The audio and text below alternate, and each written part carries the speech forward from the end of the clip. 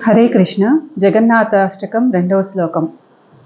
భుజే సవ్యవేణుం శిరసి సికీపించం కాటితటే దుకూలం నేత్రాంతే సహచర కటాక్షం విదదాటే సదా శ్రీమద్వృందావన వసతి లీలా పరిచాయో జగన్నాథ స్వామి నయన పథగామి భవతు మే.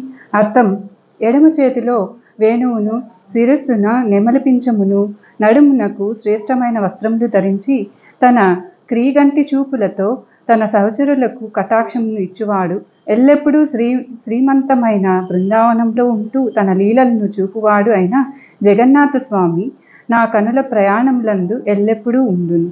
హరే కృష్ణ.